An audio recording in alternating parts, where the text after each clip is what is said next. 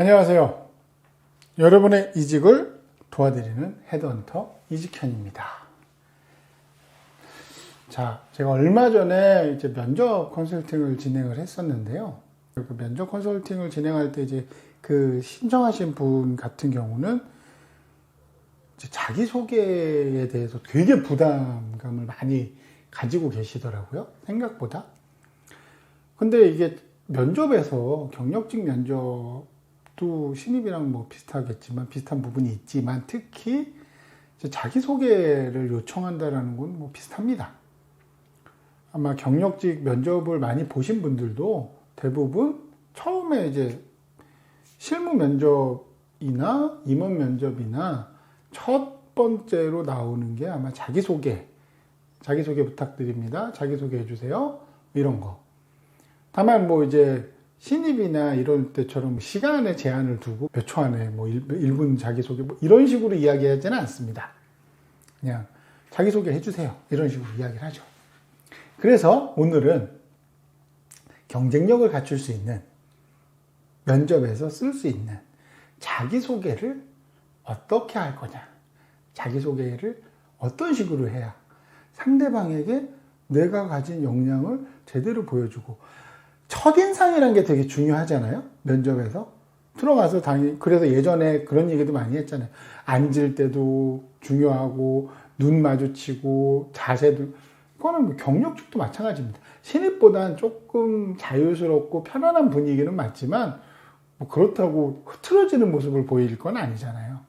그렇기 때문에, 기본적으로 다들 긴장을 한 상태에서 처음에 자기소개를 매끄럽게 준비를 잘 해서 통과를 하면 그 뒤에 나오는 이제 질문들에 대한 거는 내가 이미 알고 있는 직무 관련된 거나 충분히 지금까지 직장 생활을 통해서 쌓아온 내공과 실력으로 답변을 하실 수 있을 테니까 이 첫 단추를 어떻게 잘 끼우느냐 요것 때문에 이야기를 한번 해보겠습니다.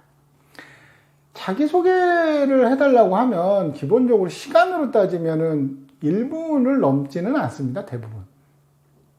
저도 영상을 찍지만 1분 이상 만약에 어떤 한 가지 주제로 계속 얘기를 하는 것 자체가 생각보다 1분이라는 시간이 꽤 길거든요.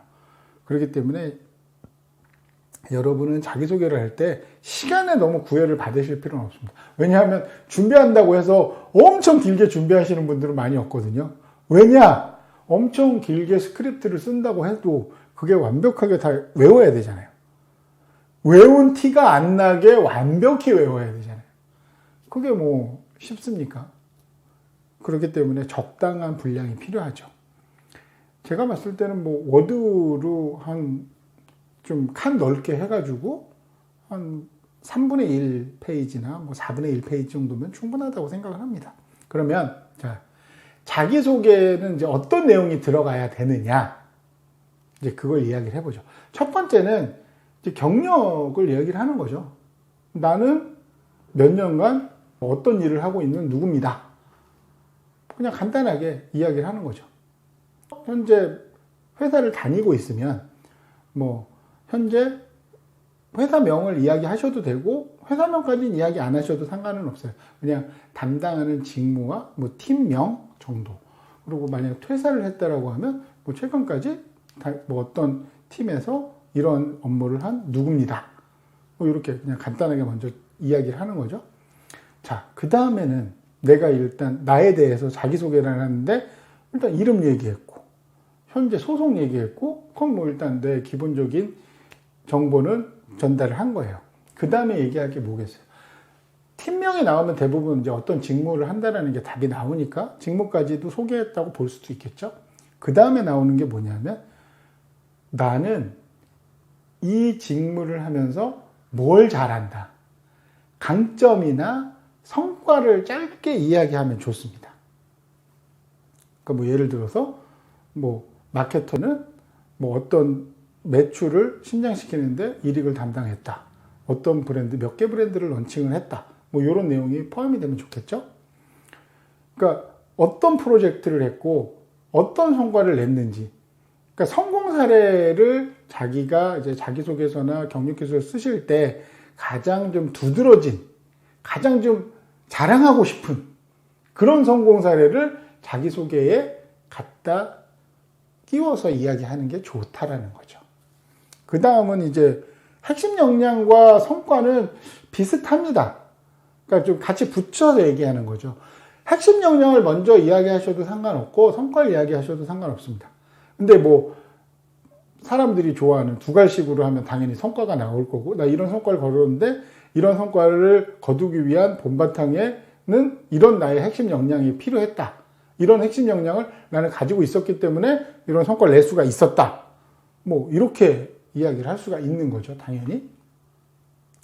그러면 자, 자기소개를 했고 무슨 업무를 해서 어떤 성과를 거뒀는지도 얘기했어요. 그리고 내가 가장 잘하는 내 강점인 핵심 역량도 얘기를 했어요. 그 다음에는 이직 사유를 이야기할 수도 있고 지원 동기를 이야기할 수도 있습니다. 근데 이거는 성향에 따라서 좀 사람마다 좀 차이는 있는데, 저는 그냥 이직을 왜 내가 지원을 하게 됐냐라기보다 어차피 경력직이니까 나는 뭐 내 커리어를 좀 더 확장시키고 성장시키기 위해서 지원했다. 뭐 이런 간단하게 말씀을 해주시는 게 좋을 것 같아요. 그리고 그 다음에는 내가 이제 이 새로운 회사에 와서 무엇을 이루고 싶은지, 그러니까 이루고 싶은 개인적인 목표 플러스 내가 기여할 수 있는 부분, 두 가지를 같이 믹스해서 말씀을 하시면 되게 좋아요. 그러니까 지금 이제 순서는 적었잖아요. 그리고 자기소개를 준비하실 때는 꼭 스크립트로 작성을 해보실 거를 추천을 드립니다. 이게 머릿속으로만 이제 생각을 해가지고 말이 잘 나오시면 뭐 금상첨화겠지만 그게 아니고, 이게 아까 말씀드린 대로 첫 단추를 잘 끼워야 된다고 그랬잖아요. 그런 의미에서는 스크립트를 잘 써서 그거를 완벽하게 진짜 토시 하나 안 틀리고 10번 하면 10번 다 제대로 똑같이 이야기했을 정도로 머릿속에 넣어놓는 게 중요합니다.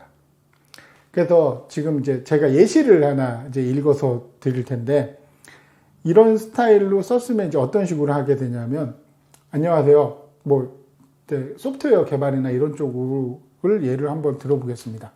안녕하세요. 저는 5년간 IT 업계에서 경력을 쌓아온 이직현입니다. 저는 현재 뭐 땡땡 회사에서 소프트웨어 엔지니어로 근무를 하고 있으며, 주로 제가 담당하는 건 웹 개발 그리고 어플리케이션 개발 유지 보수를 담당을 하고 있습니다. 최근에 제가 런칭한 무슨 뭐 플랫폼이나 서비스가 고객들로부터 굉장히 좋은 반응을 이끌어내서 우리 회사 제품의 솔루션 판매 신장의 몇 %가 올라갔습니다. 그리고 이제 저는 특히 이제 풀스택으로 개발하고 애자일 방법론으로 협업하는 거에 굉장히 강점을 가지고 있고, 이를 통해서 이제 효율적인 팀워크와 프로젝트 관리 능력을 가지고 있습니다. 좀 더 글로벌한 회사에서 규모 있는 프로젝트에 도전을 해보고자 회사에 지원을 했으며, 향후 이제 귀사에서 진행할 프로젝트를 성공시키고 거기에 이제 매진할 생각에 굉장히 기대를 하고 있습니다.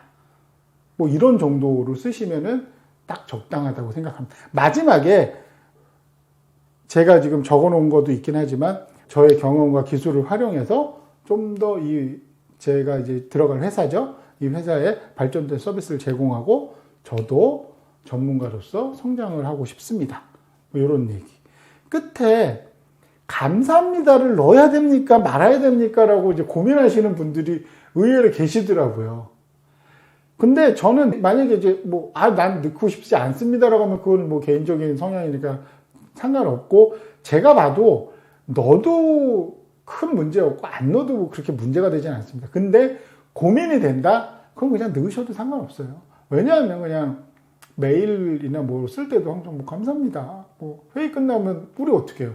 수고하셨습니다. 예, 고맙습니다. 다 하잖아요. 그러니까 이제 저쪽에서 면접 중간중간에 답변 하나 할 때마다 감사합니다를 할 수는 없지만, 자기소개에서는 이제 도입부니까 어떤 분이 이제 알고 싶으니까 자기소개를 해주세요. 뭐 하면 이렇게 이런 사람입니다. 앞으로 열심히 하겠습니다. 뭐 좋은 관계가 이루어지길 바라겠습니다. 감사합니다. 넣으셔도 상관은 없습니다. 네. 그래서 이제 소프트웨어 같은 경우는 이제 이런 식으로 이제 말씀을 하셔도 되고, 그러니까 이게 직무에 따라서 다 달라지는 거예요.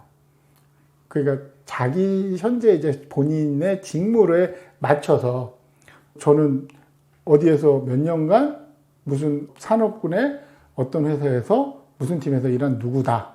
주로 나 이러이러한 업무를 담당을 하고 있다. 근데 내가 하면서 성공시킨 프로젝트는 이러이러한 프로젝트다.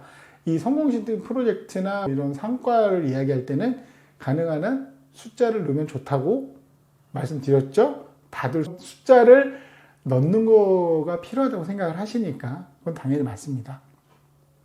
그래서 성과까지 하면 그 다음에는 이제 내가 가진 강점, 업무상 강점. 나는 재무 같은 경우는 재무 분석이나 뭐 자금, 뭐 투자 이런 쪽 IR 이쪽에 굉장히 강점을 갖고 있다. 그 다음에 이 강점을 통해서 내가 이제 어떤 식으로 당신 회사에서 일하면서 성과를 만들고 싶다.